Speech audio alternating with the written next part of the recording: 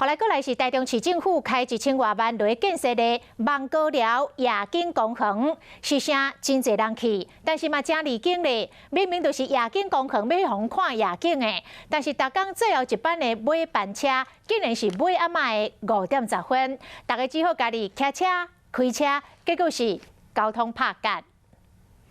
望高寮夜景公园白天游客不多，但是到了晚上，尤其是假日的时候，停车场一位难求，甚至得劳驾辖区警方协助疏导交通。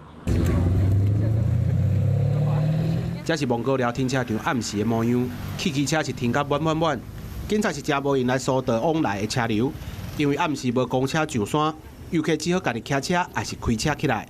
如果有公车可以坐 OK 啊，比较方便嘛。对，会比较方便。虽然有民众晚上想搭公车来望高寮，但是根据手机的公车 App， 末班车傍晚5点10分就开出，到了晚上根本没有公车可以搭。看公车班次的 APP， 对望高寮到市区991路线，一天来回拢有6班，但是下晡5点10分就是尾班车，也等于无夜间的公车来到望高寮。 既然民众有夜间的乘车需求，那我们会去协调业者，看能不能夜间也增加个几班这样子。末班车的部分应该是他在8、9点然后。台中市政府开几千万建设望高寮的夜景公园，所无规划夜间公车来接送观光的人潮，结果他伫咧半路的人参车比入公园的人也佫较侪。